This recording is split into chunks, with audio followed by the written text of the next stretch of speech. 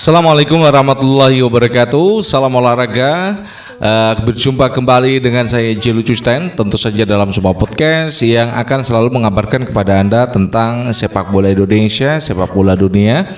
Nah, hari ini kita masih membahas tentang bagaimana beruntungnya Persebaya saat menjamu Persib sehingga mereka bisa lolos dari 0 poin ya, mereka bisa mendapatkan 1 poin ya. Ini jelas kalau saya katakan dari sisi kualitas pemain tengah, depan, belakang dan satu yang kiper ya, itu memang jauh berbeda ya.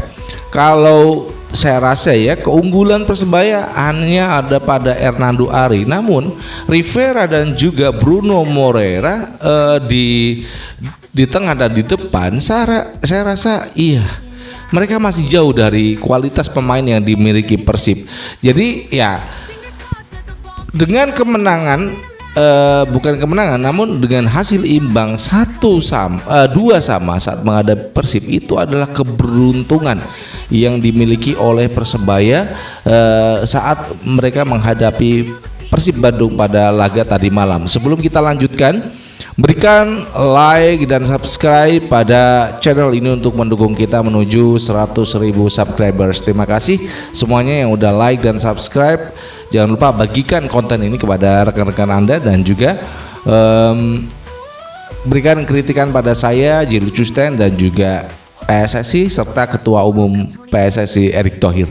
Langsung aja kita bahas bagaimana pertandingan jalannya laga dalam Persebaya menjamu Persib tadi malam ya. Sebenarnya laganya itu gimana ya? Ini kan kalau tak konten tadi malam memang saya mengatakan ini adu mesin tengah ya. Memang kalau adu mesin tengah ya Persebaya kalah secara kualitas, secara permainan mereka kalah di tengah ya. Namun mereka bisa memanfaatkan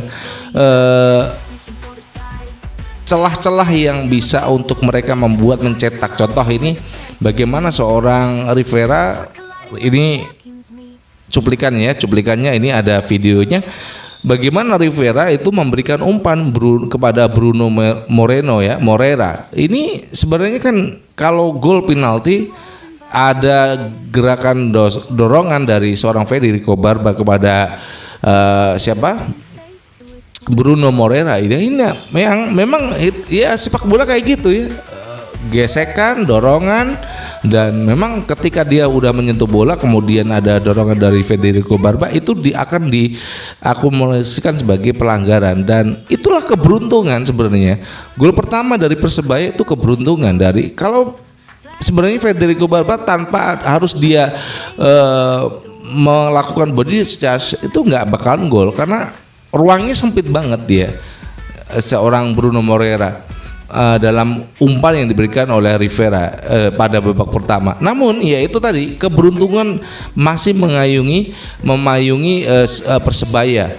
Kemudian nah ini gol yang dicetak oleh Persib, 2 gol ini memang skema serangan yang cukup luar biasa, meskipun di gol kedua itu agak keberuntungan ya. Gol yang pertama ya itu memang gol bagus banget ya.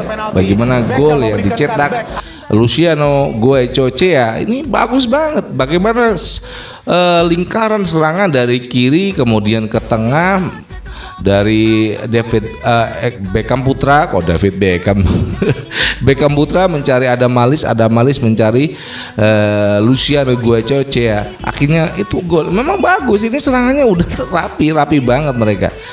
Nah, yang gol kedua Persib ini agak beruntung juga, bagaimana seorang Beckham Putra yang dia mencoba menendang bola ke dalam gawang, namun bolanya malah meluncur ke depan dan sehingga Berginio mengejar dan memberikan umpan kepada seorang Edu Jung. Ini agak keberuntungan gol yang kedua ya. Sama dengan Persebaya saat gol penalti itu keberuntungan, dan gol Persib itu juga keberuntungan gol yang kedua. Nah, kalau kita melihat gol Persebaya yang mampu menyamakan kedudukan lewat sebuah permainan yang open play ya ini, karena mereka juga memasukkan pemain-pemain yang cukup bagus ya. Persebaya meskipun kualitasnya masih di bawah pemain Persib. Ada Tony Firmansyah yang dimasukkan dari babak kedua. Dia masuk dari babak kedua ya. Di pertama Tony Firmansyah, di babak kedua itu dia membuka serangan dari kanan ya. Ada umpan dari back menuju Tony Firmansyah, dan kemudian beruntungnya ya Tony Firmansyah bisa mengecoh Eliano Reinders yang akhirnya dia terjatuh. Ya, ini persoalan ya. Kemudian Teja Paku Alam itu dia kaget kecolongan karena setelah melihat pemain siapa nih Reinders ya, Eliano Reinders ini terjatuh. Dia kaget, waduh Eliano kenapa jatuh? Waduh, akhirnya dia Teja itu kemudian dia mencoba untuk bagaimana dia mempersiapkan ini, pasti mau ditembak. Tony akan memberikan umpan yang kepada Rivera, dan itu dia udah jauh di luar jangkauan dari Teja Paku Alam. Itu memang serangan bagus banget untuk gol Persebaya. Namun ya, kalau kita melihat bagaimana rangkaian dari pertandingan yang dimainkan Persebaya dan juga Persib, iya satu, saya harus katakan jujur ya, bukan saya itu kemudian ini menjatuhkan Persib atau Persebaya atau menaikkan Persib, bukan. Dari lini tengah mereka kalah ya, apalagi di babak kedua kalah total udah. Persebaya itu mainnya gimana? Dia hanya memainkan celah-celah di winger kanan, kalau bisa naik ya, seperti pada babak pertama itu baru berjalan berapa 26 detik ya, Rian itu masuk, yaitu dia memanfaatkan itu. Persebaya punya pemain-pemain yang cepat, dan hanya itu saja yang mampu dilakukan. Rivera itu kalah di tengah, Ben. Pemain Persib di tengah itu bagus. Jadi kalau saya mau katakan ini sebenarnya iya keberuntungan buat kedua tim ya. Karena gol Persebaya yang pertama penalti itu juga beruntung. Gol Persib itu yang kedua itu juga beruntung. Jadi mereka memang punya satu gol, baik itu Persebaya dan juga Persib, itu sama-sama melalui sebuah mekanisme serangan yang udah tersusun rapi dari permainan mereka sendiri. Itu yang bisa saya sampaikan kepada Anda terkait mungkin ya buat Bobotoh, bagaimana pernyataan dari Bojan Hodak ketika setelah pertandingan dia nggak mau konferensi pers. Ya itulah bagaimana marahnya dia pada penganuliran ya gol Kakang Rudianto pada babak pertama. Itu kan gini ya, itu jelas kita melihat, kalau saya di rumah nggak tahu ya yang Bobotoh ya, ketika Kakang siapa nih Ramon Takwe itu kan mencoba untuk tendangan salto.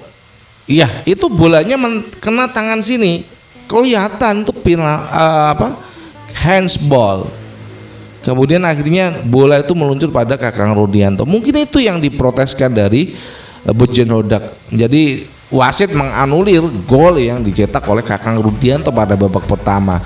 Itu yang bisa kita sampaikan, dan iya ini anggap aja adalah hiburan buat supporter, bonek dan juga Bobotoh. Sepak bola itu adalah hiburan, nggak perlu kita gontok-gontokan kemudian ngamuk-ngamukan, nggak perlu. Kita nikmati aja pokoknya apapun permainan yang ketika wasit sudah meniup peluit berakhir tandanya permainan udah selesai, hiburannya udah selesai. Itu yang bisa kita sampaikan. Bojan Hodak yang ngambek nggak mau konferensi pers, itu ya kesalahan dia ya. Demikian yang bisa kita sampaikan kepada Anda ya terkait tentang bagaimana jalannya laga Persebaya versus Persib dengan skor 2-2. Itu yang bisa saya sampaikan, dan dari Jakarta saya Jelucus Sten mengucapkan wassalamualaikum warahmatullahi wabarakatuh. Salam olahraga and ciao.